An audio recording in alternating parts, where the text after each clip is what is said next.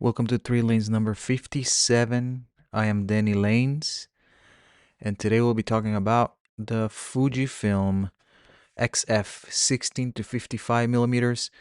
This is a zoom lens by Fuji, and the reason I'm talking about it today is because well, I have rented this lens before, and I used it this past weekend.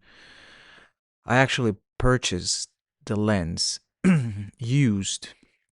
I try to buy the cheapest, between the cheapest, like a moderate price that I could find. Not the cheapest, but not the most expensive, because the most expensive would have been a Mark II.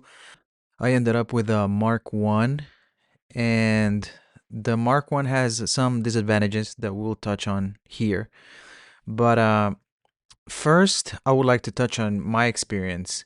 So I initially rented this lens for Wind Up San Francisco 2025, and I took it to the Oak and Oscar event, and obviously the the the Wind Up fair, and I took pictures there with it.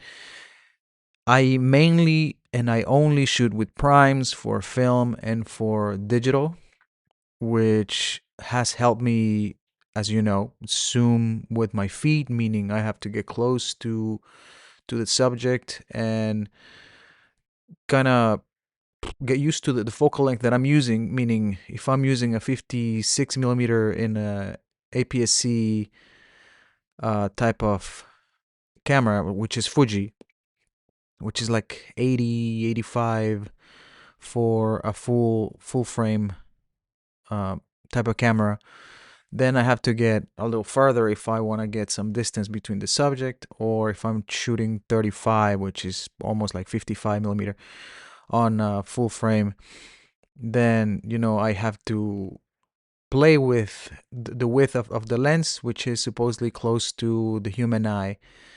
So I either had to go close or go far from the subject, meaning I have to walk back, I have to walk forward. But in this instance, one of my friends was getting promoted to black belt, and his wife asked me to take photos, which was a little nerve-wracking because honestly, I don't think anybody has ever asked me to take photos for an event. And it was a little, again, I was a little nervous, right? Because events happen only once, and if you miss the moment, you're screwed.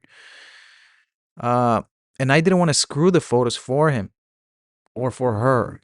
And honestly, I didn't feel completely comfortable with the lens, mainly because I have a way to work with primes. And in this case, I didn't have to get close or far with my feet. I could use, obviously, the focus ring to get close or far. I don't think the photos came out bad, but it was a different experience. So it was not a comfortable experience. It felt awkward at times, and that's mainly because I'm not used to not moving a lot with the camera, and the camera being a little more a little lighter, more portable, which the 35 millimeter, which is what I shoot all the time, it lets you move around and do whatever you want with it. So I thought, well, I can review the lens in this episode and add to that my experience with it. Again, I have a Mark One. It is not the lightest, it is not the smallest of this range, and I honestly consider the Tamron, and I think the Tamron, it's 17 to 80, if I'm not mistaken, which gives you a better range. That is for sure. The downside to me, it was that there was no aperture ring, and the 35 millimeter that I have is the cheap version also, and it's a plastic body. It doesn't have an aperture ring, so I have to use one of the dials on the camera, the optional dials that it has to use this aperture ring, and I honestly don't like it. So I thought, well, if I'm gonna have this massive lens and I'm gonna have to be doing the same thing with it using one of the optional dials for that, I think I rather buy the Fuji. But then, you know, if you're married, or if you have a significant other, you should talk about purchases and significant purchases and money with them. And as much as I would like to say photography is my business, it is not. And if it would have been a business purchase, that would have been no issue, right? Because I could expense it. But in this situation, it is not. So obviously, I'm going to talk to my wife if I'm going to make a purchase this expensive, which $500 is quite a bit of money, for a lens, I think. Well, actually, for a lens, it's actually not bad. It's a used lens. It's a Mark One, right? It's I got in a quote unquote good condition from MPB, and you can see that this lens has seen some miles. But again, it works perfectly fine. But I was not gonna spend $1,000 plus on a Mark II, which is what you can find nowadays. Nobody's sponsoring me. By the way, if you want to sponsor me, go ahead. But in this case, I had to, buy it out of pocket. And I said, well, I thought this event is the perfect excuse to get it. I've been lusting after this lens for a while after renting it. I did not want to rent it again because renting the lens is around, let's say, 150 for a week. I already spent 150 renting it once. This 150 will be another $300. It's almost half of the lens, so I'm almost paying for 60% of the lens value by renting it again, which is good for Fireside Camera. Shout out to Fireside Camera and SF who rented me the lens, but I'm not trying to cover the whole purchase of the lens, which they probably bought it new, which, as we will talk, the price new is a little bit higher. So, without further rambling on my experience, if you have any questions about my experience with the zoom lens or anything like that, just let me know. But again, I wanted to give it a focus, an analysis of a product analysis for this lens, just as we've been doing, and the way we did it for the lens for the Pentax Matic, right? So we're gonna do the same. So a little bit product history here.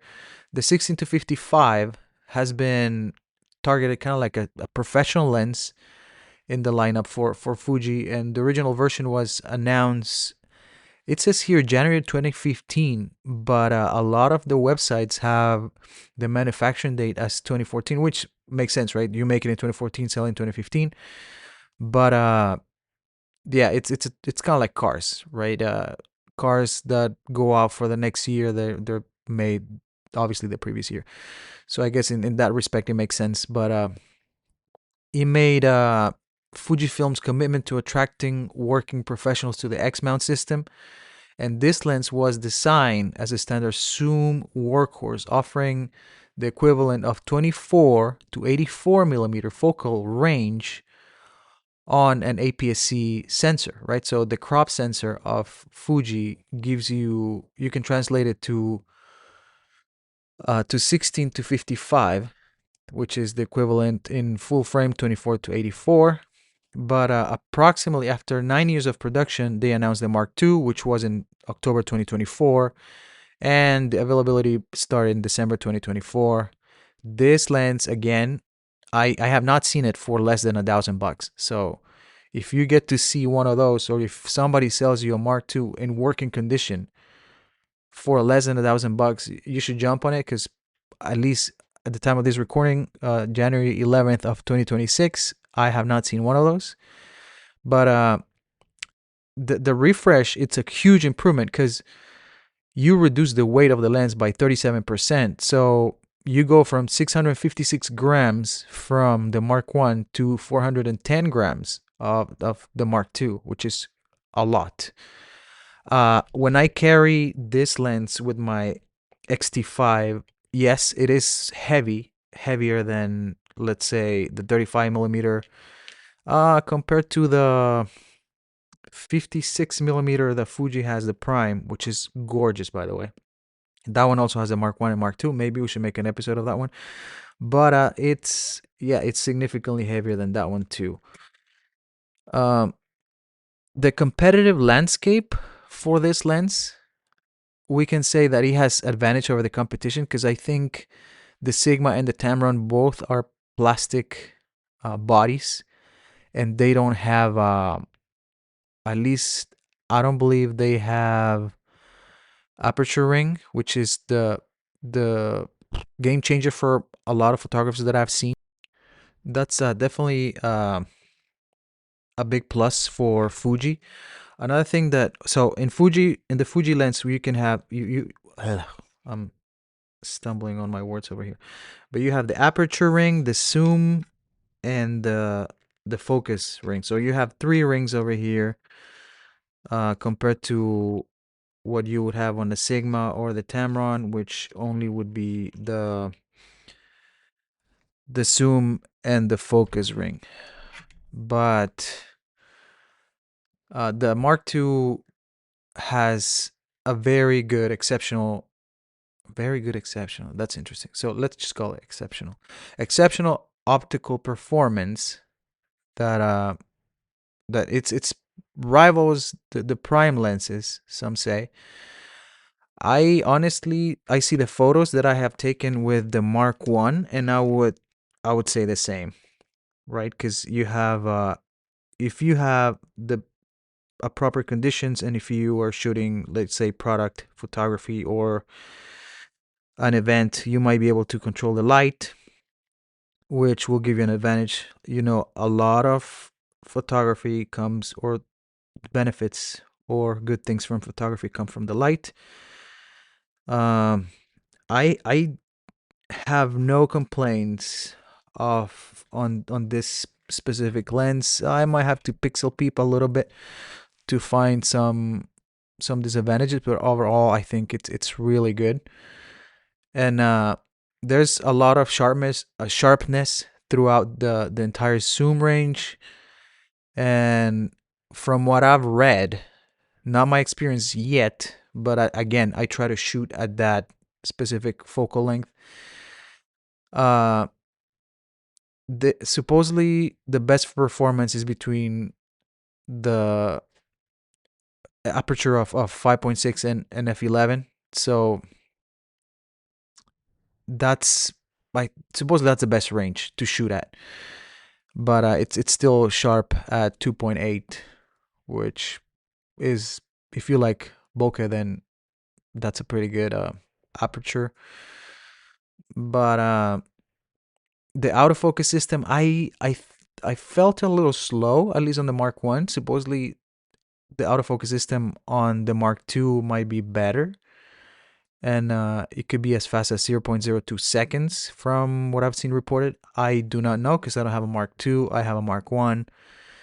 But the lens is weather sealed, which is great. I think the competition is also weather sealed. The Fuji has 12 sealing points and fluorine coating on the front element, and that provides a professional grade protection against dust, moisture, and temperature as low as negative 10°C. It's great weather resistant. Better than the Sigma 18-50, which offers only basic weather sealing. There's also a control of flare and chromatic aberration that you can see, especially in the Mark II, that it includes a declick aperture ring option. And this addresses the long-standing request, apparently, from videographers, while maintaining the tactile control photographers appreciate. But the magnifications improve on the Mark II from 0.21. I mean, to 0.21, sorry. That came from 0.16 on the Mark 1. So again, the Mark 2 is obviously better. But the zoom range provides a great advantage over the Sigma 18-50 with the wider 16 millimeters over the 18. Again, the Tamron, I think, has not I think it is obvious that it has a better range than the Sigma and the Fuji. The only thing would be weather sealing and the aperture ring that it's not included on the Tamron. That's a downside. But if you don't care about those, I think the Tamron might be the winner out of the three. Why didn't get the Tamron?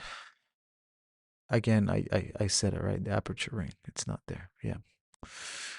I don't know why you ask again if I already answered that question, dude. Please stop. Disadvantages and limitations of the Fuji lens. It's a heavy vignetting that you can see when, special obviously when you're editing the photos, and there's some barrel distortion supposedly at the wide end. I didn't shoot at the widest end of the lens, so I don't know if that's completely true. I haven't tested completely, but the Mark II supposedly shows increased vignetting compared to the original, which in that sense the Mark I wins. But again, you can correct that in post production. The price point of the current Mark II is 1,199. Let's call it what it is, $1,200. Again, this is psychology of numbers, right? So you see 1199, and it's like, it's $1,100. No, dude, it's $1,200. Let's get this straight. But the Sigma is around $500. The same with the Tamron. They're around both the same price, $500. I think on Amazon the Tamron was $500. If you're a budget conscious person and you don't want to rely on used hardware, then go for the alternatives. I think it's your best bet if you're on a budget. But the lens lacks optical image stabilization, OIS. But if you're shooting with a modern camera like the XT5 or the XT4, then you shouldn't have an issue. But other XF zooms like the 18 to 55 kit lens does have OIS, which is, I mean, I guess the lens would have been bigger if they had included that. More stuff that you have to cram inside. But again, newer Fuji camera bodies include IBIS, in-body image stabilization. The photographers using older bodies like the XT2 or X Pro 2 will miss that, and you would have to use a tripod instead of relying on the IBIS or the OIS. The build quality, supposedly it's a concern, although it's metal. Some people say that the zoom ring has been reported to having consistent resistance and stickiness at certain points in the zoom range, particularly when approaching the 55 millimeter telephoto end. I don't know. I have not encountered that. So from my point of view, this is still flawless. But let's see.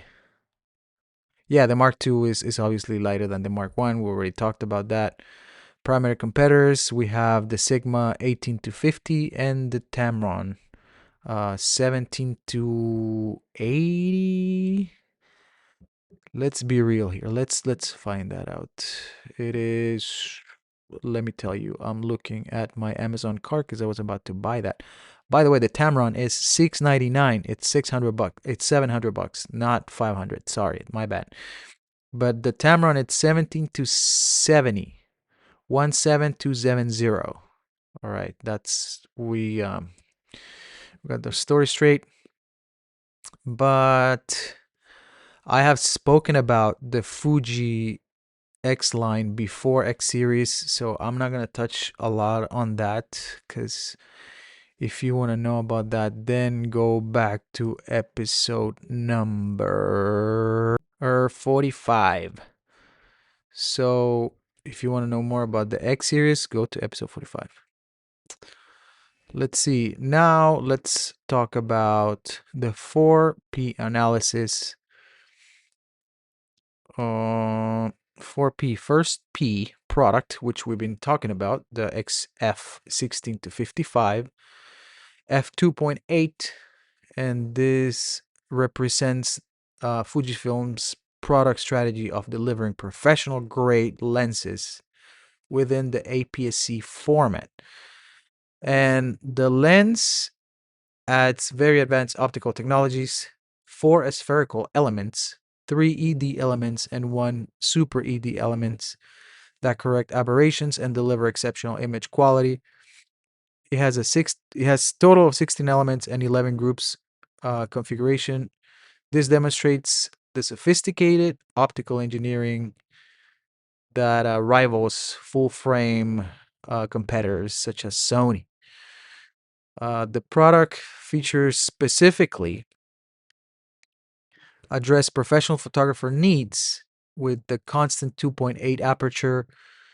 This enables consistent exposure throughout the whole zoom range, that's how you differentiate cheap glass from expensive glass, meaning cheap lenses from expensive lenses. Cheap ones, you would have a variable aperture. With the expensive ones, you have a constant aperture, which is this one and the Tamron and the Sigma, right? So the lens the lens forms part of Fujifilm's Holy Trinity zoom strategy, which is wide, standard, and telephoto, constant aperture zooms that provide complete focal range coverage for professionals. And obviously, this is a strategy not just from Fuji, but I think every camera vendor has the same. Uh, Fuji differentiates through tangible product attributes like the aperture ring, physical control that provides tactile feedback, and quick aperture adjustment without menu diving, meaning the cameras have a bunch of dials like the old school cameras, and you can find on the expensive glass, you can find all the rings that you need: aperture, zoom, focus. The red badge on this lens, which is XF, meaning professional, it creates clear product hierarchy within the XF lens lineup. This helps customers identify the premium professional lenses from Fuji from the not so professional, right? So the 35 millimeter that I have, which has a plastic body, that's not professional. So there's another one that is professional, and it's the XF, and that's a metal body. It's the same lens, same elements, same everything, except one is metal, the other one's plastic. I got the plastic one because it was cheaper. That was my first lens for the XT200 that I started with. And, that lens is great. I have zero complaints about that one. The second P is price. And we start with the Mark II at $1199, meaning $1,200 when new. The Mark I started at uh, 1099, if I'm not mistaken, when new. So there's been $100 increase because of inflation, but this also exemplifies the premium pricing strategy that Fuji's trying to use. And this Fuji positions the lens at the top of the APS-C standard zoom market. I mean, obviously compared to Sigma and Tamron, which are almost half of the price of that. The pricing strategy that Fuji is using, it's across all the standard zoom offerings. The tier structure, $699 for the 16 to 50. Uh, that one is variable aperture, right? It's not the same one that I'm talking about. So that zoom lens is, you could consider it cheap glass because it's variable aperture compared to double the price, which is this one in a brand new one. I'm talking about brand new. And this one, it's double the price of that. So if one is $700, this one is $1,200. This allows Fuji to capture customer segments without cannibalizing premium sales. So this one classifies as premium. This one from $699, it's categorized as entry level. Next P is place. And in place, we are talking about omni-channel distribution. So they retail in many different stores like B&H, MPB, KEH, all the major retailers that you can think about when you think of cameras, digital cameras, they'll have it. Big box electronics like Best Buy expand distribution reach to mainstream consumers and provide convenient local access for people that want it locally instead of ordering online. But e-commerce channels, including Fuji's official online store, Amazon, or other dealer websites, they have also a place within this strategy. Online platforms offer 24/7 shopping. I purchased my lens like 10, 11 p.m. So yes, I use that. Uh, Comprehensive product information is also there 24/7. Customer reviews if you want to find something about the lens that you're considering or camera you're considering. So this is all part of Fuji's uh, omni-channel strategy. But again, you have different countries also, so it's everywhere. Next P is promotion. And this one is interesting because camera vendors usually use multifaceted promotional strategies. They emphasize community building, content creation, and digital marketing. So you'll find a lot, like on Instagram, YouTube, TikTok, Facebook, with people showcasing content. They thrive on user generated content. They have a lot of partnerships with professional photographers like Derek Fassbender, who hosts the B&H podcast. He's a Fuji ambassador, I think. I don't know if ambassador is the right word that they use now, but yeah, he is sponsored by Fuji basically. You can see his photos on Instagram. He's great, street photographer. But they also have, supposedly they have community spaces, which I am not familiar with, like Fujifilm X space galleries and online communities, which I'm not familiar with it, but you're obviously gonna have a subreddit for them, and different situations like that. But that was my last P, promotion. We touched promotion, we touched on place, we touched on price, and product. So that is the 4P. We spoke about the Fujifilm XF 16 to 55 constant aperture 2.8. This lens is good. I'll give you feedback later. The more I have it, the more I shoot with it, I'll provide more feedback. And yeah, honestly, I haven't been shooting as much film as I did last year. School starts this week, so wish me luck. And I appreciate your time. Thank you for stopping by. I will see you next time.